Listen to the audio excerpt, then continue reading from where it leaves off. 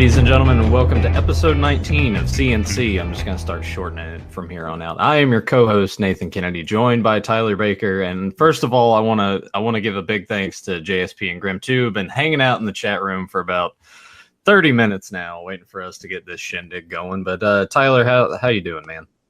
Doing good, bud. It's going to be an exciting day of doing another trifecta of podcasting as well today. But I really look forward to doing these cartoon commentaries so frequently and kind of expanding our universe of fanboydom or fanism, whatever the hell you want to call it, about all these classic cartoons. And it's fun to expand even further with what we're doing today. And I will say, like Transformers 2, I was not as into it as a kid. Because it's more about He-Man, Thundercats, G.I. Joe, and Turtles, and a lot of the other stuff. Even though I like Transformers a lot, I just never. The toys were always kind of intimidating to me and complicated, almost as if yeah, that's the truth. I only owned, I think, 2 Transformers as a kid, and it was just kind of like. I'm afraid I don't know if I'll do it right. What a dumbass. Yeah, it made me feel like I needed a damn PhD to play with the damn thing, And I don't want to have to sit there and seeing how complicated they were. Like, I want to start playing now, No, hang on a sec here, And I totally understand what you're talking about because for my birthday this year, my parents got me like a commemorative Soundwave. And I'm sitting there trying to, transform them. And I'm just like, it made me feel a little bit like an idiot. But it turns out on one of them, the head was actually turned on it like wrong. Mm-hmm. So I needed to like pop it off and then set it back where it needed to be because I was like, I know I'm not this stupid. Why can't I figure this out? So I actually, right here in front of me. Apologies if there's any like clanging around here. But I mean, luckily it did come with instructions, but I'm sitting there looking at it. I'm like, this doesn't make sense. And then I'm like, oh, the head's not on right. Okay. But you shouldn't have to deal with that kind of problem. I know. I mean, I remember when the first piece of shit film came out, they were releasing a lot of looking Transformers to tie in with the movie, not movie figures, but even though I did buy, I think one of them because I was hoping the movie was going to be good and not be let down like I should have. If I remember correctly, the first time you saw it, you did like it a little bit.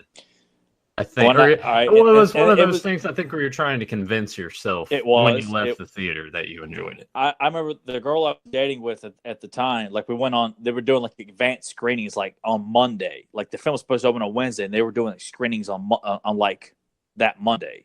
So we went to the 7 o'clock that Monday.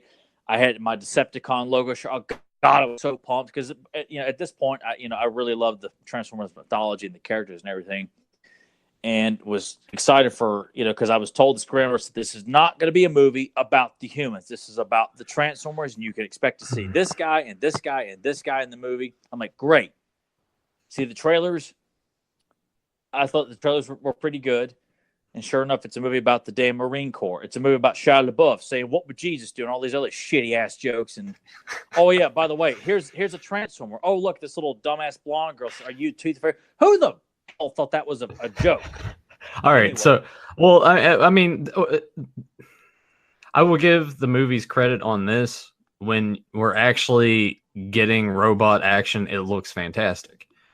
If you could find a way to, and I'm sure someone's done this between they've done four movies now? Something? I don't know. They did three with Lachette and then 2 with Mark Wahlberg. All right, so they've done, oh God. Anyway, I guess I totally forgot about that 5th one, but if you could just take like all the human stuff out and just cut together just all the action pieces, I would watch that for years. I would have much rather Paramount fork over all kinds of cash for a movie about the Transformers, which is what we were supposed to have gotten. I don't care if it's 45 minutes, as long as The Land Before Time. The Land Before Time is a really short animated film, but it's impactful, it's emotional, and you get everything in one short film. Plus, you get more screenings a day with a short film. not going to see, oh man, Michael Bay's, jerk off session about the Marines and Special Forces and how they hire like all these like lame ass actors to portray serious, members of the Marine Corps and shit like that. And then, it's Shia LaBeouf and his parents doing pot jokes. Oh man, isn't it funny? I would much rather just see 45 minutes of seeing the Autobots land on Earth. The Decepticons have got their. Why is it so damn hard? Everybody overcomplicates the simplest things, which is why they can't get a decent G.I. Joe movie off the ground. They've never made a good Transformers movie. While we'll never get a good He-Man movie in current day, we've already got the best He-Man movie. It's going to be top to beat, in my opinion. We'll never get a Thundercats film. We'll never get a Bionic Six, Brave Star, Silverhawks. It ain't happening, people. I mean, I feel like somewhere down the pipe, those things are going to come out, and they probably won't be good. But we are getting some reactions here in the chat. Let's see. Grim2 is basically saying it was moving piles of scrap metal. Yeah, like I was not a fan of those designs in the films by any means. But I'm just saying, when the action was taking place, I thought it looked good. I thought the CG was actually decent. I felt like they added a lot of unnecessary stuff. Like when you see Optimus transform but Michael when you see him transform, yeah, it is, and it just kind of feel like, why are they overcomplicating Optimus's transformation? Like it just feels like there's a lot of other stuff there. It's like, what the hell is that? Like that just feels like you're trying to add more details to something that, look, you don't need to change anything. And of course, adding Flames to Optimus Prime was just Michael Bay's. Oh man, yeah, that sucked. And having Jazz act like the token black guy, Jesus Christ, man, Scatman Crullers, like that's Jazz. Like he's not trying to act, like he's from the streets and gang like. It's almost as if like that's what Michael Bay thinks all black people are. They're just guys. Looks like a good place to kick it. They just put down the cardboard on the concrete and start breakdancing. That's just like his generic. Yeah, it's just like he's, and yet I would love to just lock in a room all these people that are going to Michael Bay's Transformer films. Like, is it 5-year-olds? Is it 12-year-olds? Is it teenagers who are, oblivious and just think it's the cool movie to go see, much like the latest Marvel movie? I think it's a combination of all of that. I mean, it is what it is. They've kept. I mean, Transformers is still going strong. I mean, the toys have not left the toy aisle for quite some time. But JSP did say at least we had the games War for Cybertron and Fall of Cybertron. Yes, those were fantastic. I remember the multiplayer in that. While after it got released, yes, as the months went by, the player count dropped in it. But I had a decent amount of fun with the multiplayer. But the story was really cool, and just the effects, hit a button, transform, hit it, transform back. It was really well done. They need to. I feel like at this point, most of these properties that we do enjoy don't. Live action isn't the way to go. Just stick with animation, stick with video games, comic books. Just stay there. Don't. Well, they're always giving it to people who really don't care about this stuff, and that's part of the problem. And the PR thing to say is, "Oh, I was a fan of the property when I was a kid." Like that's the most cliche thing you can say to people that, almost as if like all these properties that are still being merchandised and used and recycled and retooled or whatever, they all want to pretend like there's not a massive fan base, and as if like, we're passionate about this stuff. We like our characters portrayed a certain way, and all these guys who aren't really connected to it, who are just doing it to it. It's a means to an end. It's not something that's important, and that's why I hate that Paramount couldn't get someone who really wanted to make a good G.I. Joe movie, who couldn't put together a group to make a really good Transformers movie. And well, here's how I see it. I see the executive sitting there. It's like, well, we're gonna make Transformers, and then he looks at Billy and Dan, brings them in the office, like, I've walked past your desk and I see little figurines. None of them are Transformers, by the way. Oh, we're doing Transformers. You guys want to do it? Of course, these guys. They're like, oh yes, huge fan, lying through their teeth. I mean, maybe in some cases they are, but meddling elsewhere just sort of bogs it down. Who knows, man? That's the other thing too. It's unfortunate that when people that are higher ups at all these studios inflict their decisions that really botch a movie from a poor casting choice to change. No. Kind of like when you hear about John Peters, legendary, inflictions on films that he demands this and demands that in his films. The director and the actors get the blame for this piece of shit that gets released. They often don't know that it was really the studio exec who showed up and decided, I'm going to cut your budget unless you put in a slick talking teddy bear that comes to life when Optimus Prime, accidentally takes a shit on this teddy bear, and he comes to life and starts, dancing around and starts mimicking, Will Smith songs and stuff like that, because that's what's cool with kids. And I want a talking teddy bear with that slang and hip. And you hear that kind of stuff, and we're always just going to assume, which anytime it's a Michael Bay film, I'm pointing the finger at him anyway. But you often feel like, that a lot of these guys are probably trying to make a good movie, and then someone behind the curtain is making them do this goofy stuff of inserting bad dialogue or bad story plot points and stuff like that. And it's a shame that we'll always never know who's really to blame for it. And I know not everybody goes in trying to make a piece of shit film unless they're doing it for a paycheck, and some actors have admitted that. But it still just baffles me that it shouldn't be this hard to make a good Transformers film. And yet fans are always, as we say all the time on this podcast, the fans are always ignored. And it's more about bringing in the casual audience who don't know jack shit about G.I. Joe and Transformers and He-Man and Thundercats and Turtles. Let's reinvent it and change what all the fans love about it. Make it our own. And if they don't like it, well, then they're just a bunch of, adolescent grown men who can't seem to let go of their childhood. It's this whole approach that fans like us have to be down and cast aside when we're the reason they're doing this. Yeah. Can I tell you something that just like really broke my fucking heart yesterday when I walked into Walmart to pick up a few snacks for probably empty toy aisle. No. Those new Ninja Turtle figures are out now. Oh God. Oh Jesus. Oh, you want to know the sad? You want to know the sad thing? The paint apps on those are better than what we got for the 2012 show. How? They're just better. The figures themselves actually, like, yes, the designs suck, but they actually look like what they were on the show. You remember when the Turtles from 2012 came out, and they just, how that first set just didn't really look as much like the show as it should have. They weren't as. I like the sometimes simplicity works all right, and I thought they botched a lot of the later figures. I thought the initial Turtles themselves I thought looked pretty good. They were not as vibrant or didn't pop as much because, I know they tried to do like each turtle has a different color scheme of like a variation of green, but they were definitely. They just weren't as vibrant. Like you look at the original turtle line, like even though Donatello is brown, it pops along with the purple headband.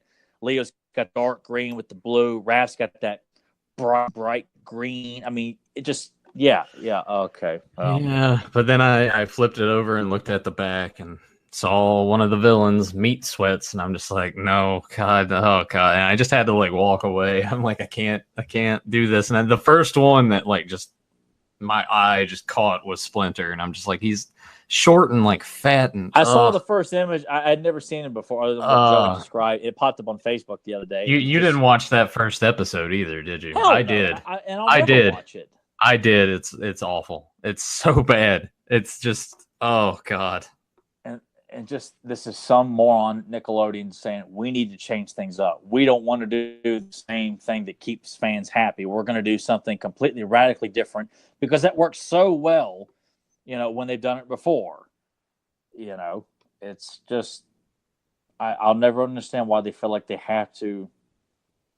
I mean, there's ways of reinventing or doing a new interpretation, but giving fans what they want and what they expect. And man, just to be so radically silly, just to say, "Oh, look how good." Yeah. At some point, like we keep saying, the Marvel superhero bubble is going to bust at some point. At some point, the comedy thing is going to have to stop. It's going to reach a point where kids like, I'm sick of seeing this shit. Like they're talking to us like we're morons, you know. But they ain't after us adults here. It's all about kids who don't know anything about turtles to begin with. And yet, you know, we're the ones down the toy aisles trying to buy all the figures. The kids are still playing with the phones while the parents are trying to buy the damn toys. Yeah, that goes back to the discussion that we've had before, that I feel like for the most part,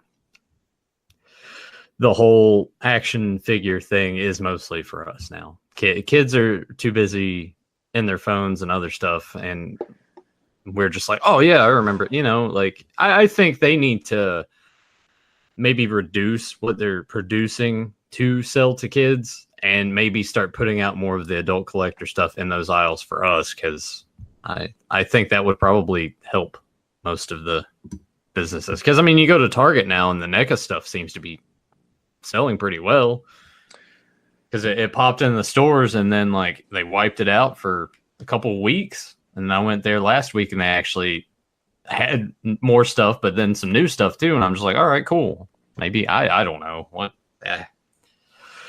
That's why we don't get paid the big bucks. That's why we're not sitting in conference rooms in our suits. And why they need to? I would just want to know why. I want to know why they make these decisions. Why they choose to, you know, ignore what we keep alive. Why we kept it alive. Like, it's almost as if like all these people who work for these companies.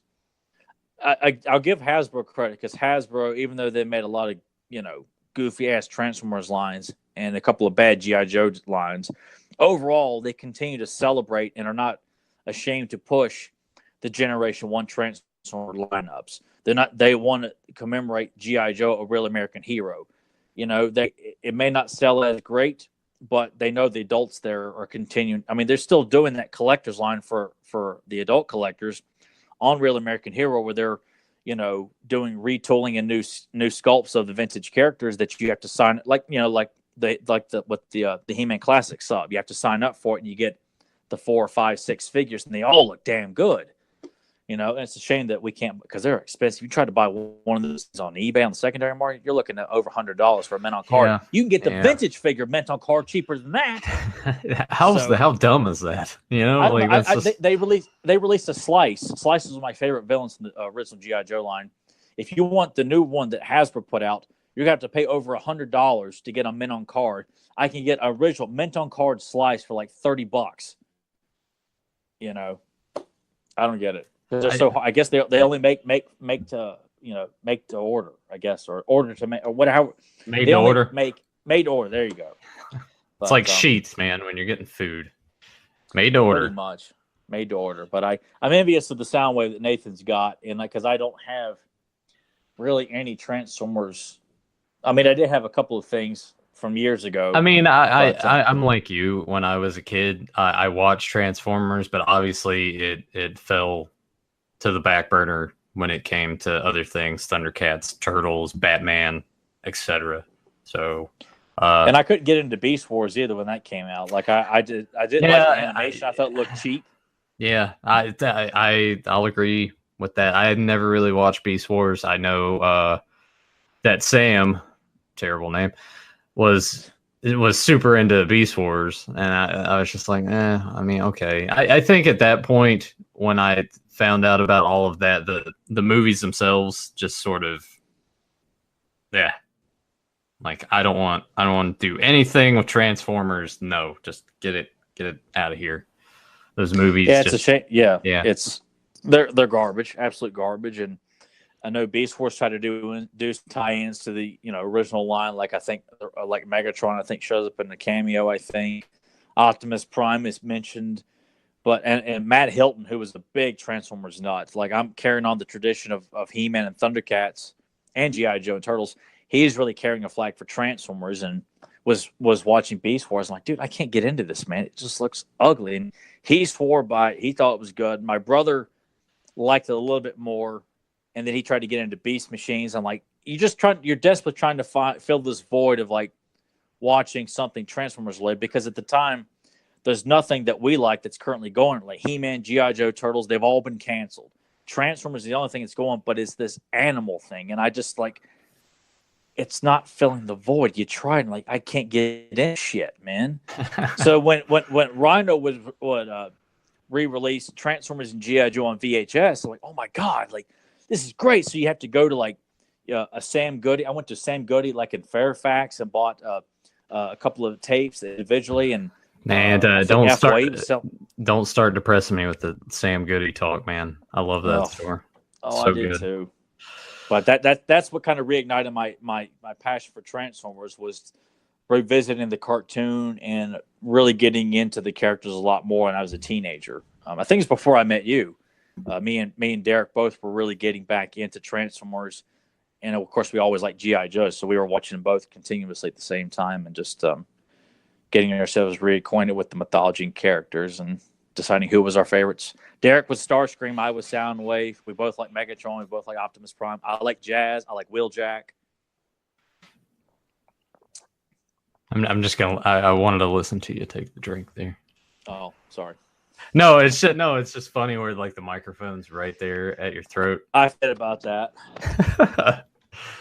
Anyway, should we jump into this damn thing? Because let's kick it off here. All right. Before we get started, link down below. Thanks to Grim 2 for providing us with the link for this episode. Absolutely, today. Bud. Love his support and passion for cartoons like that. Yeah. Well, sir, you go ahead and give us that infamous countdown, and we'll get it going. All right, guys. 3, 2, 1, action.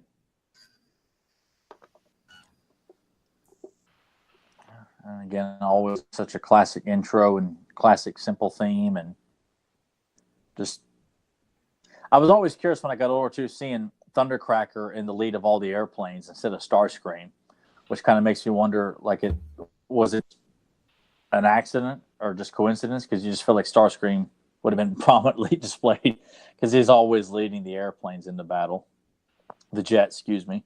Well, I imagine you probably got to think too that maybe the intro was done sort of before anything else, and before they really established that Starscream would be such a prominent villain. And I when I was going through these, I mean, too, I wanted to pick because Nathan likes Starscream and I like Soundwave, and I mean this episode really, I mean we see it before in previous episodes, but this is a prime example of Starscream being firmly established as the guy that's constantly undermining Megatron. Like, God, I love that. That's what I hated was not featured in the first Transformers movie. And, you know, of course, I haven't seen any of them since and don't really care to. Never going to. And I would want to see. Oh, I like that we're already a minute into this thing, and it's all, you know, like the story's just moving along at a rapid pace. And, God, it goes back to all these other shows that we've done. The other 18 episodes, most of the episodes that we've picked, there's so many things going on in each episode. It's just amazing how they were able to cram so much into 22 minutes, and it's good and concise and cohesive, and it's not just all over the place. Yeah, and with movies, you give them 2 hours, you know, it's a jumbled mess. You can't tell what the hell's going on. Kind of like with that shitty new Predator movie that came out.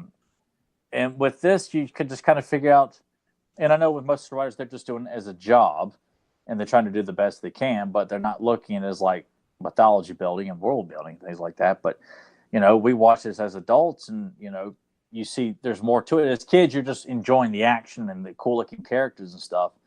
You know, you look at it a little deeper as an adult, and you can appreciate the good storytelling and the lines of dialogue the characters are given, and the perils they're put through. And like, how is it they get this right in 22 minutes? They're given 2.5 hours for a film and can't get it right. You got to make sure Shia LaBeouf gets his shit in, man. Yeah, got to make sure. Lots of jokes. I mean, we need the jokes. We need the white bread square parent to come in and be silly and stupid, you know, because we just don't have enough time. We got to make sure we get plenty of time with the special forces, that they're all sitting around talking and talking some more, and then when you think it's more talking here. And I love underwater bases for all villains. I mean, it's something we need to see in a film. A film is an underwater headquarters for the villains. It's like that in Bionic 6 as well. Dr. Scarab's lair. It's so badass. Also, another show that we will cover at some point. I I would imagine. love to, because I don't think Nathan's ever watched any of the Bond. I think he saw the intro, was like, how do you watch this shit? I'm like, dude, it's a badass show, man. How long ago did I say that? I think when you had downloaded the entire series on a flash drive for me, you said you watched the intro. All I'm like, right, oh my so that God, was like years ago. I'm sure my opinions are different now. But as we're getting ready to see here, what's going to lead up to a false finish of the possible death of Optimus Prime, and does make me wonder that the boys that were watching this faithfully at the time, were they crying to their parents about, oh my God, man, they killed Optimus, which, you know, I mean, it makes for a great episode because it takes Optimus out of the story for a good part of it here, and then comes Yeah, back. which is always a good way to establish your other characters. Yeah, and really build up the Decepticons. Like Starscream here is like, not every episode they're going to come in and kick ass, because it's a cartoon for kids. Good's got to be triumphant. Yeah, I mean, it's like wrestling. It's like that Undertaker Jeff Hardy match.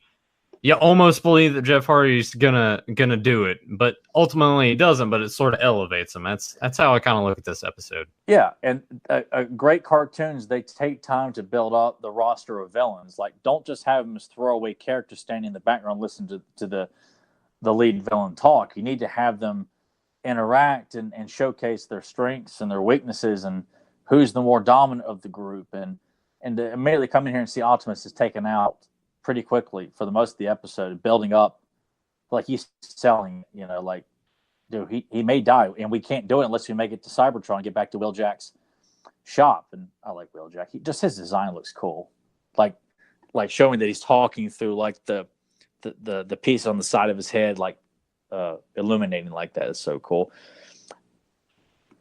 But it's just something I think a lot of are lacking, where they don't take time to, obviously and Transformers has gotten an unbelievable roster of characters. Like, I mean, there's so many characters that are just kind of standing there and not really speaking at all, but it just shows it in one shot. You can have so many Autobots, and they're just there, not really doing much, but it's such a vast universe of characters. And this is only the first season, Gotta sell those toys, man.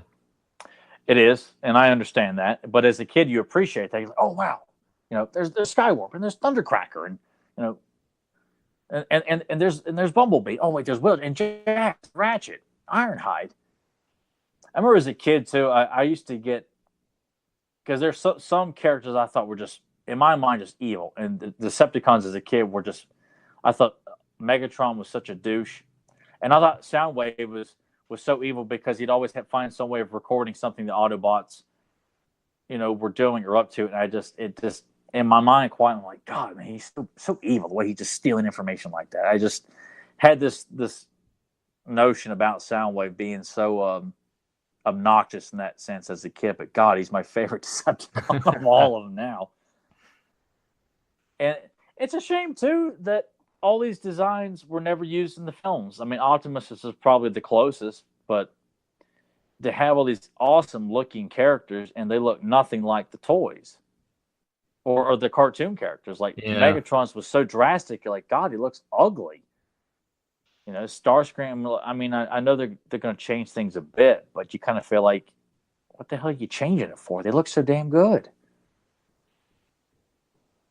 Put flames on everything. Yeah, we need more flames. It's like a Vince McMahon decision or something like that. That's what I probably.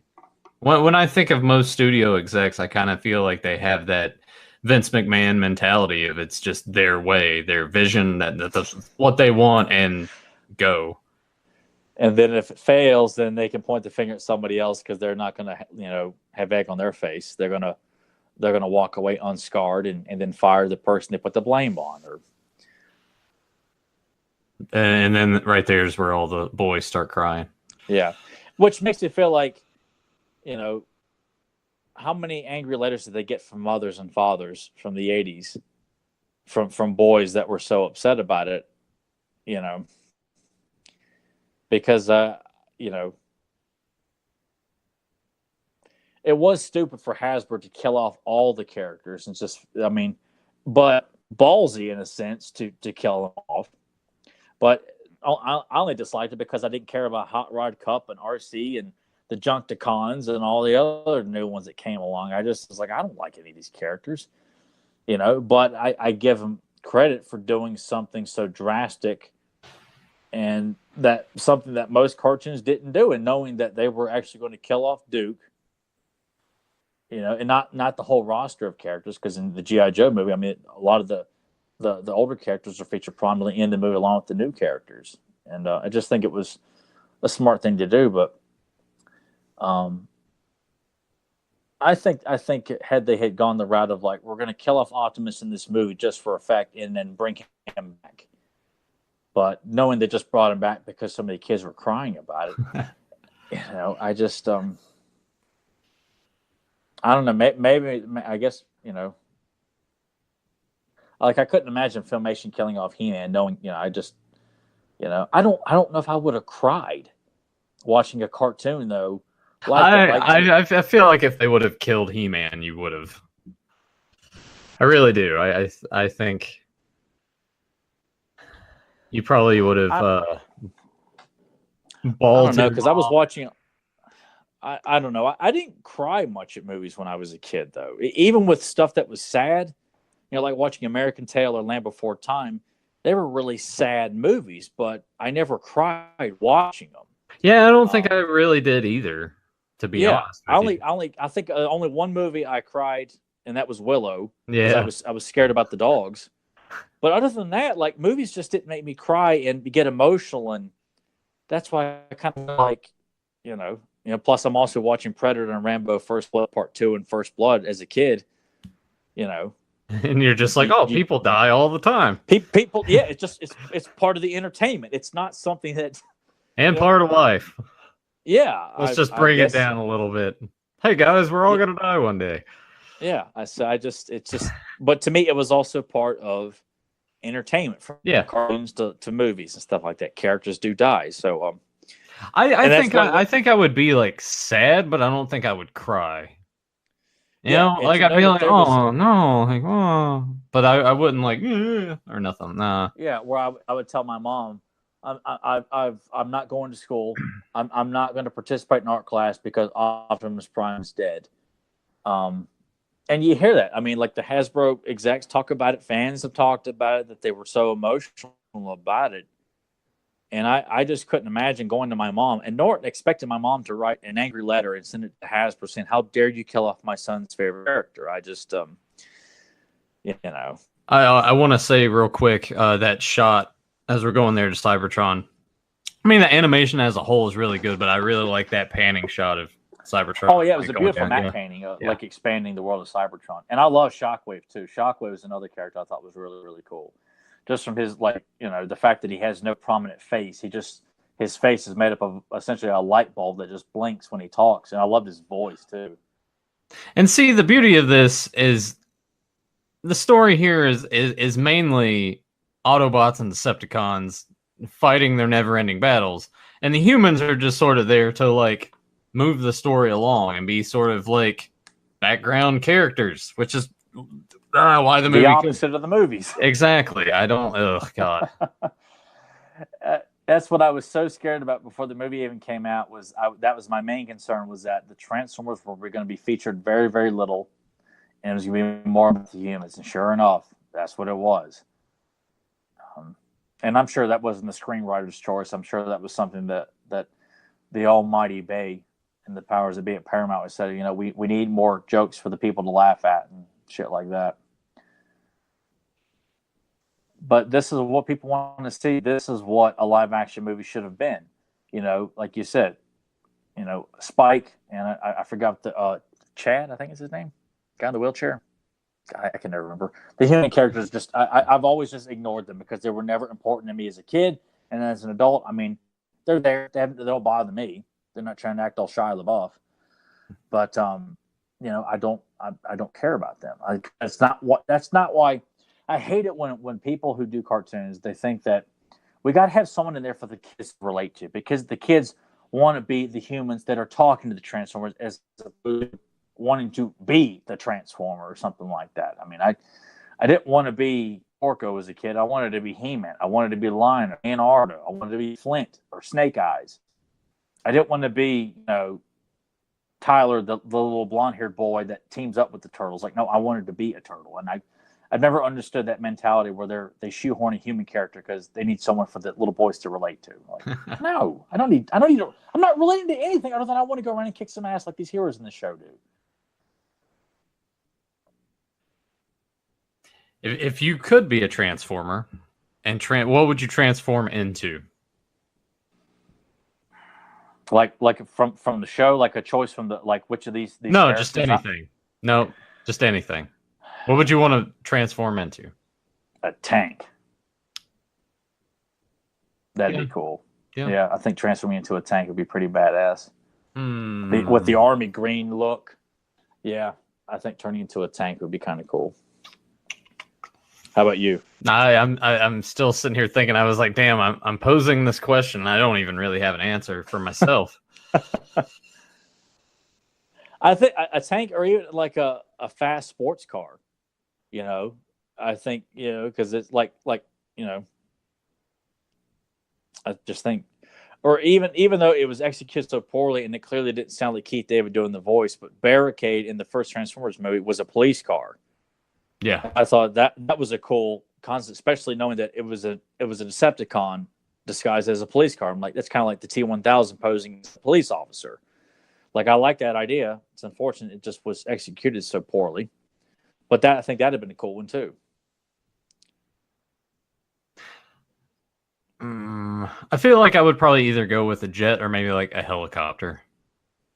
Helicopter would be pretty cool. I mean, of course, all the jets look cool when they're like you see Starscream, Thundercracker, and Skywarp. They just look badass just standing there. But yeah, I think if a transforming tank though, it just doesn't seem to it would move as fast as the rest of them because all the Transformers are moving so fast. Because most of them are cars essentially. Plus, everyone can fly too. When they're in their Autobot or Decepticon form, or Decepticons can, excuse me.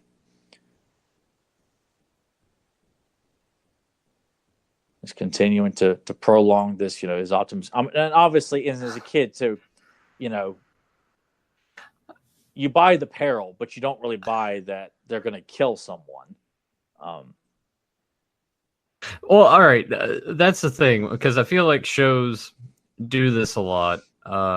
I remember Power Rangers when I watched it, always infamous for that sort of thing. Oh, they might not make it this time, but they always do. Did you ever reach a point with these shows where you're just like, all right, I know in the end the good guys are going to win? Did you? I knew that it was just it was a matter about how they're going to win. Okay. Yeah, that's. I kind of figured out that formula a lot. It never took away my pleasure because I still enjoyed, every show. From whatever it was more like how they're going to get out of this. Like, they're not going to lose. It's kind of like with the same thing with wrestling. Like, when you saw a job match, you knew the heel was going to win or the babyface was going to win, but how? Yeah, but then they broke the mold. When one, 2, 3 kid comes out and big razor, I lost my mind when I saw that. I did too. I was like, oh my God, like this is different. Yeah, I was livid when I saw that. So and I do appreciate it so much more. And I wish cartoons had taken a lot more chances, and some do. Where they push the envelope in terms of content and don't shy away from. Let's not give the kids what they're expecting. Let's up the ante and actually make the situation or the repercussions a little bit more severe and let them know that there is a loss here. I think had they decided to kill off one Autobot, a prominent Autobot like Cliff Jumper or Ironhide, a character that's used pretty frequently and showing and that's why I appreciate that that's what they wanted to do with G.I. Joe and trying to kill Duke off, that, characters do die in war. And I think, and they did that with Problem with Power, which, I've said on Fans of Power, I thought could have been a really good episode. I think it needed more time to expand on that content. But I think it's important that, you know, you don't need to go in depth, but that, you know what, characters should occasionally, there should be an unfortunate casualty, I think. You know, I mean, God, but I still can't imagine, like, if I was watching Thundercats and Panther got killed, I just don't see myself going to my parents and losing my shit and telling them, I'm not, and just collapse right there in the kitchen floor. Are you like? Is this coming up a lot because you're gonna go see the movie here in a few days, and you're kind of just mentally prepping for what might happen when you're in the theater? Oh yeah. Yeah, no, I'm just because I like watching the death of Optimus Prime because it's great, it's emotional, it's impactful, and they're selling it because he is officially dead, and we all know he only came back because the kids were crying about it. So I like that. I like it up to that point and up to where we had the epic meeting of Unicron and Megatron in outer space, which with Vince DiCola's kick-ass score. I think all that's great. It's after that where I'm like, I don't care about any of this. Look at Soundwave kicking ass here. Yeah, Ravage. Obviously, this is the highlight of the episode for me. It's all building up to this, you know. Yeah, and it's a fun action season to see the Decepticons come out and pretty much kick ass. You know, it's good to see them, you know, written as, you know, they don't always just walk away getting their ass kicked. Like, they can come in and take out the Autobots. They may not walk away victorious at the very end of it, but you can't just have them used as just cannon fodder all the time. Like, so many villains were used, and I think you watch a lot of cartoons, you know, a lot more in depth, you'd see there are a lot of times where the villains really are written a lot more dominant than I think what some people may or may not remember.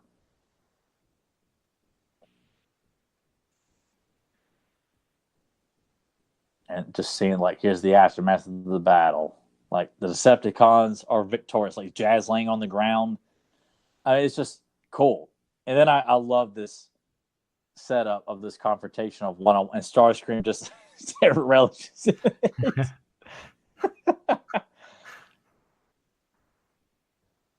And another thing too is that some of these voices were so distinct and unforgettable, and then you get these lame ass ones that were not as good. Like when they said that Hugo Weaving was doing Megatron, you would never know it when you watch the movie. Because I thought, oh my God, Hugo Weaving playing Megatron? That sounds awesome. Keith David is Barricade? Hell yeah.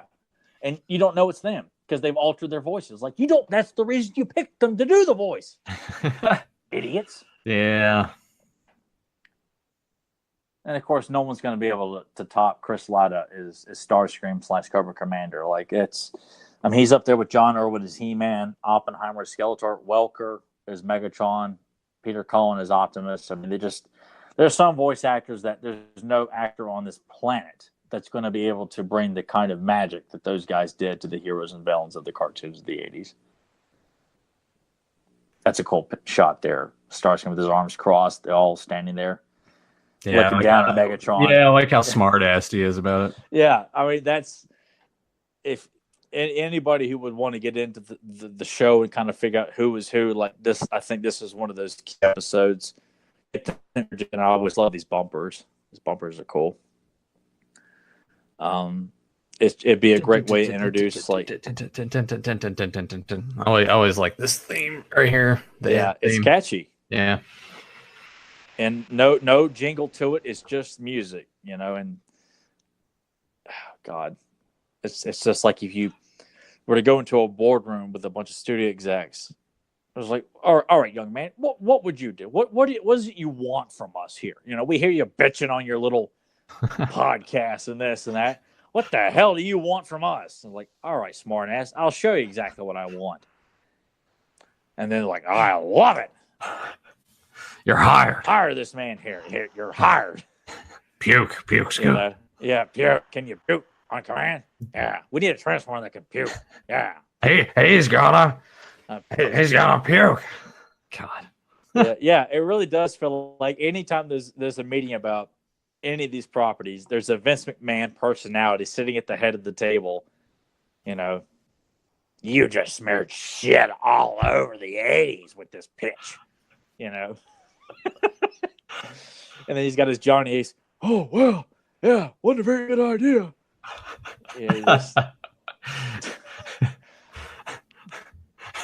Or just like dinosaurs that become robots. I love it. Oh yeah, I like that Grimlock. Yeah, you got a good Johnny Ace, man. I can't get the I can't talk like that. It would just fall apart instantly for me if I tried to do Johnny Ace. People talk like Johnny Ace too, and they all try to do that. Hey, Nathan. Yeah. You got to work today. You got to go in. We really need to come in early today. Oh man. Hey, Grandma, thanks for sending us that link today. Yeah, it's yeah, I don't know where I'm going with this. It's just fun to make fun of people in wrestling. Yeah, wrestling impressions are always good. I hope this our first, because I'm not going to pretend like I'm as well versed in Transformers lore as I am with like He-Man and Thundercats and GI Joe, because I'm not. I'd say I'm like Nathan is about He-Man. I'm above the fan of Transformers because I do appreciate and love the Generation 1 universe. I love it a lot. I don't know the characters as much, but that's all I want to see is stuff from Generation 1. I could care less.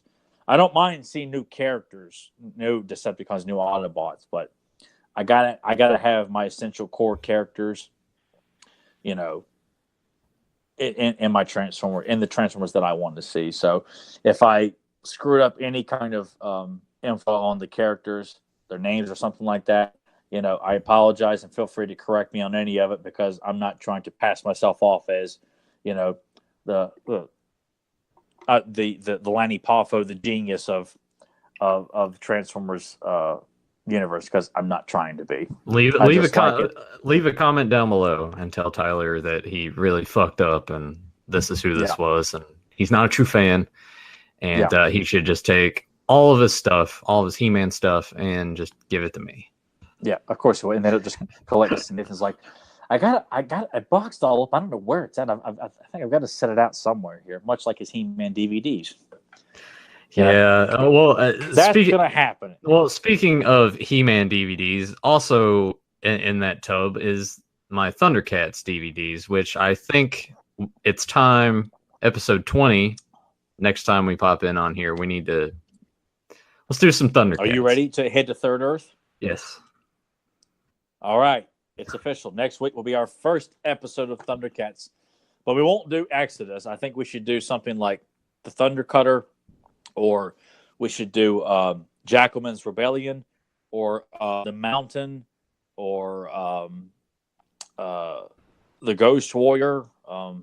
We'll figure it out. We always do. Yeah, not. That's what I like. I don't want to do what people expect. If we're going to do cartoons, like we have to do like the first episode of this and the first episode of that. Like no. The whole point of this is we are like your Saturday morning cartoons. You tune in and you don't know what you're really gonna get. It could just be some random ass episode, and that's usually the case. Yeah, that's the way it should be. And because I feel like if we were to do the first episode of our series, that's what people would expect. It's cliche. It doesn't leave a bit of excitement because we're going to do what you expect. And to kind of dig deep and throw a random episode in that's a good episode, that's the way this podcast should always be. So, yeah, I think with Thundercats, we'll do... Let's see. Is next weekend the first weekend of October? No. Okay. Close. Close, but no. Well, maybe we'll have to do the Ghost Warrior in some part of October, because that's kind of it's a ghost story, so we ought to do that in one particular episode of that. Maybe we'll do that in the first weekend of October or something like that, because I think in October we really ought to do kind of episodes, like we ought to do like a Scarecrow episode from Batman the Animated Series. We ought to do the Ghost Warrior from Thundercats. We ought to do there's I forgot what it's called too. Of course, there's a couple of episodes in GI Joe that could be used for kind of like kind of horror aspect episodes. So I got a couple of those in mind too. So we'll make sure that October will be more of the kind of monster / kind of horror aspects of these cartoons. Yeah, that'll be good. Something like that. JSP does pose the question to us: are we doing it next Saturday or Sunday? And that's going to be up to this guy here. It's always up in the air because Saturdays, on occasion, it seems like it's going to be picking up a little bit. I will be working overtime. So it just sort of depends on how I'm feeling towards the end of the week and getting up on Saturday. And it's like, well, do I want to do this before I go into work or not? But we'll keep you posted. I'll do a better job of making sure that the link to the live stream that we do is up, so you get the notification that yes, it will be on this day or on this day. I think we should aim to try to do it on Saturday. I need to get back in the habit, regardless of how tired I am or not. We gotta do it on Saturday because I get your ass to bed a little earlier. Well, when you get off of work and you get home on Friday night at 1 a.m., technically Saturday by this point, and then you shower and you eat your dinner and you kind of just start to settle. It's about 3 o'clock in the morning. So, and I'm like, I gotta keep going a little bit. I gotta enjoy some semblance of the weekend. But no, but think about me. Think about the people that are waiting around anxiously for this podcast. Nathan's like, nah, man, I got it. I'm tired. I'm just so tired. Yeah. I mean, that's basically how it happens when I get home. I eat and I'm sitting there like watching something. I'm like, that was funny. Yeah. I'm just gone. Yeah. Mouth wide open, just like Emily. I actually, when I sleep, I very rarely do when I sleep is my mouth open. I have to be like dead ass tired. And usually when my mouth's open, that's when I start drooling a lot. But that doesn't happen that much. It's always a sign that you slept really hard when you get like the stain of like dryness on the side of your mouth. Like, oh God, oh boy, I slept really good. Look at the white stain on my mouth from all the drool. I see. I didn't know where that was. My brain only was going another territory. That, well, JSP says you could do it Friday night after work. See, that's the thing. Tyler and I are complete opposite spectrums of when we sleep and when we're awake. This guy, he's the early bird. Up at 6 a.m. ready to go. He's like, yeah, bring on the day. And I'm probably at that point sometimes just going to bed. So yeah. I'm in bed even on Friday nights. I'm in bed 9:30, 10 o'clock and at max. Man, because I want to get up early Saturday morning so I can get up, eat breakfast, and go get my workout in, and then have my day to kind of do whatever I want to do or don't want to do. I can have it, and there's plenty of time. Whereas Nathan just sleeps it away. It's been like that since I've known Nathan. We've always been on two different, I'm waking up, Nathan's just going to sleep. That's kind of how it's always been. Yeah, I mean, even when he would early on in our friendship, when he would come and stay over, I would keep him up late, and he was still up relatively early. It's like, man, I'm so tired. I'm like, well, yeah, dipshit, you slept like 3 hours. Go back to sleep. Oh man, gotta get up. Yeah, Nathan's sitting there with his hair all flopped over, like buried up. Would never give me the bed. Him sleeping on the floor. I'd sleep on the floor. Yeah. It was funny. Like the first bit, like hangout of like me, his cousin John, and Josh all staying over at Nathan's place. Nathan's got this big, prominent bed that's so much higher off the floor. Yep. Queen size bed, looking down on all my peasant friends laying in the floor in their sleeping bags. It was like the person to wake up like, I'm hungry, I want to do something, but I had to lay here and just kind of be patient and wait for everyone else to wake up, so we can either play a video game or watch a movie, or Nathan start calling John names or something like that. I got to sit here. Maybe if I by accident wake him up, then he'll have to get up and start entertaining us and stuff like that. It's always that's always that kind of rapport you have to conduct when you stay see, that's the thing too. I'm just like, well, I mean, you could have got up and did that. There were times too that my parents were like, hey, we made breakfast. I'm still like sleeping. I was like, oh yeah, biscuits and bacon and shit, and I'm just like, oh, I'm not hungry. Yeah. Just Nathan doesn't eat. Yeah, he waits and eats lunch at 5 o'clock in the evening. I'm not.